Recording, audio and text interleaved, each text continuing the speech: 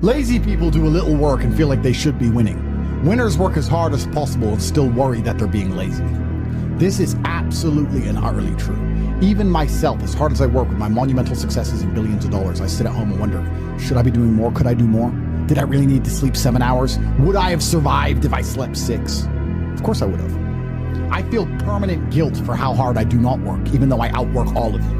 And you losers who pale in comparison to me in basically every metric that we have the science to measure, manage to do a little bit of work one day and then think you deserve time off. I deserve time off at the end of the year. I've had a hard year. Thinking about it, Andrew, I'm just analyzing our year. Have we had a single day off this year? 1,000 push-ups a day, push-ups, squats. Have we taken a single day off? Name one day where you haven't done any work in any realm this year. 0. I haven't had a single day off this entire year. Not one. There hasn't been a single day where I have worked 0 on the business, worked 0 on my body and my physicality and my strength, worked 0 on my fucking mind, worked 0 on anything. Just chill. Let's chill. Let's have a chill day. We've had 0 chill days this year. 0. How do you deal with procrastination? Why are you asking me that question?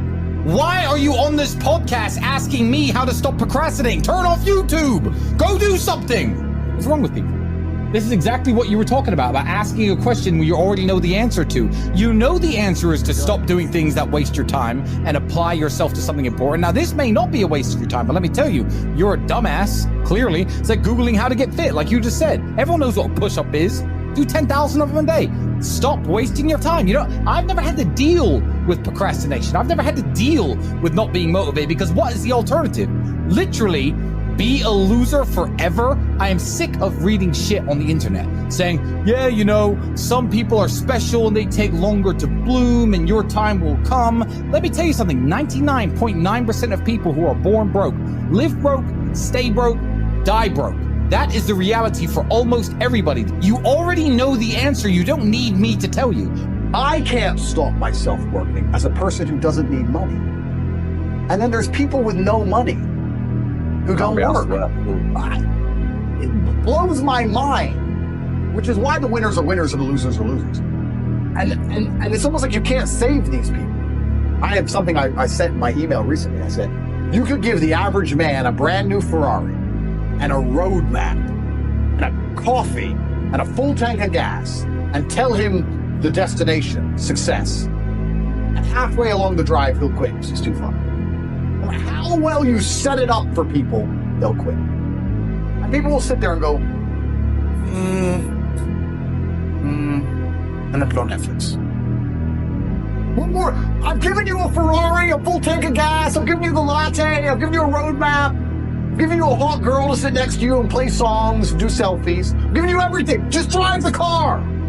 No, yeah, it's far. I don't have motivation. You're a loser. You are a loser. If you do not win, you lose. What do you call someone who loses? A loser. That is an underused word. Loser. My brother and I use it all the time. This person thinks this. He's a loser. What do you mean he's a loser? Look at him. He's a loser. He lost. Name a competition. I beat him at anything. Uno, marbles, a fight to the death. You name it, I'll decimate this loser. First things first, the biggest mistake most of you are making. You should be hungry all of the time. You are an animal. Do not forget that you exist in 2 realms simultaneously as an individual. You exist with your evolutionary biological makeup as an animal and also the societal version which has been constructed. They're different things. But as an animal, your body is designed to perform at best while you are hungry because you're supposed to be hunting for food. If you're full of food, you're going to be lazy and lethargic. You should always be a little bit hungry. Even after I directly finish a meal, I'm a little bit hungry because I don't eat enough to have food. So the first thing is always stay a little bit hungry. Second thing is coffee. Caffeine is a miracle drug. I am heavily caffeinated at all times, 15 to 20 coffees a day. I've also done a lot of research into coffee, a lot of research and understanding. I've also tried to quit coffee to see if there's actually any genuine benefit or improvement to my life. There is nothing wrong with coffee. It can never hurt you. Coffee, a bunch of it. Less food, more coffee. I do not take protein powders. I do not take creatine. I do not take steroids. I do not take TRT, nothing. Lots of coffee, lots of meat when I do eat. I eat once a day.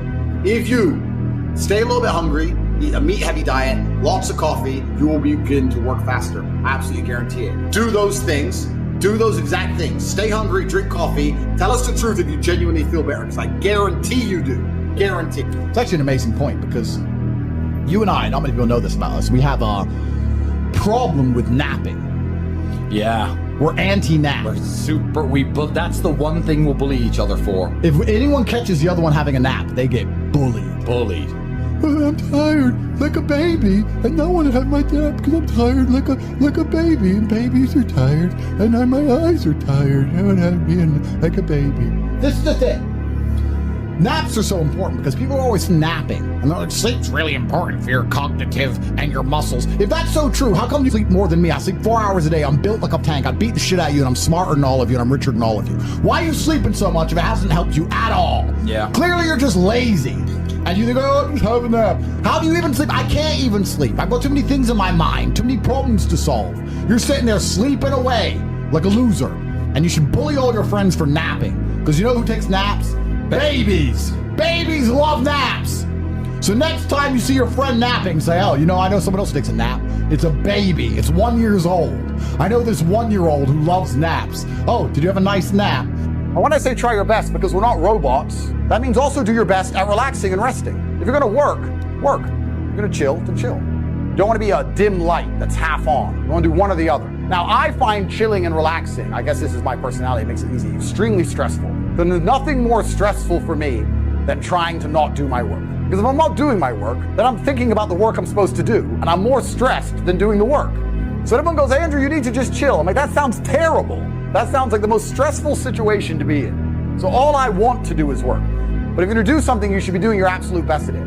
What's the point in doing anything if you're not gonna do your best at it?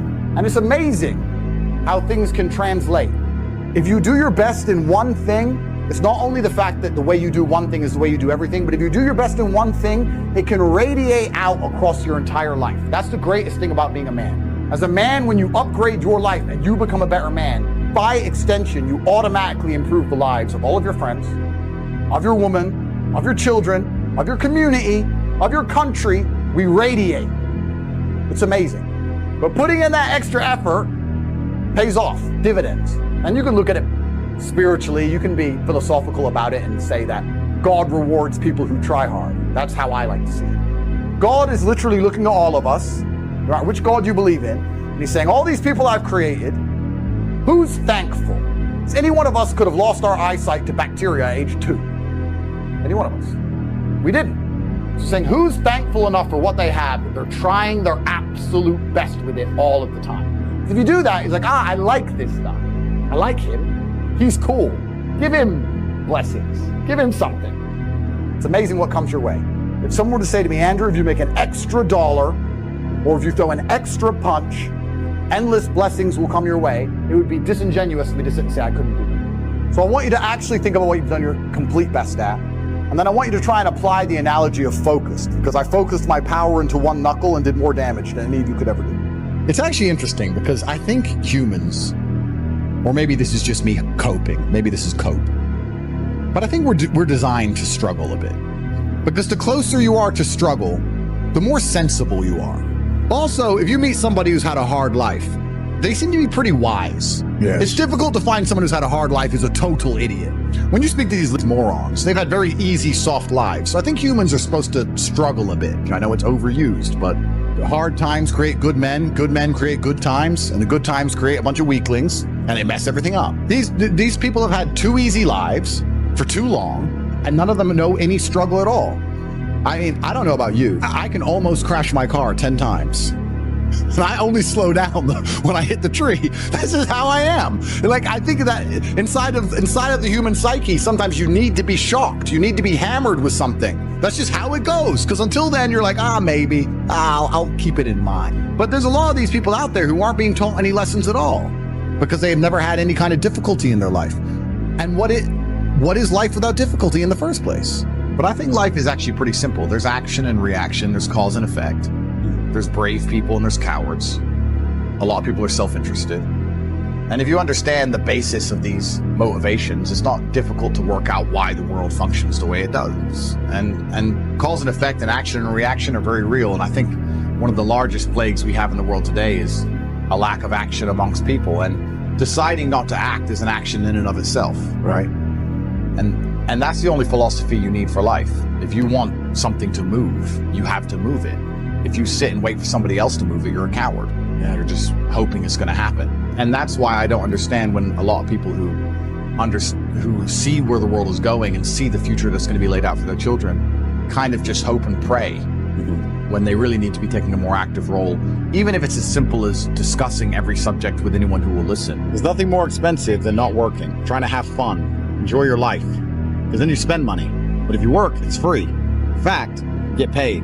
It's even better. I probably spend 90% of my waking hours work, and then I'll go out and race a car around, because it's the only thing I enjoy to do. I'll train, I'll beat anyone up who's ready to fight, and then I'll go back to work. All I do is work. Work. Endless. Never ends. There's always something to be done.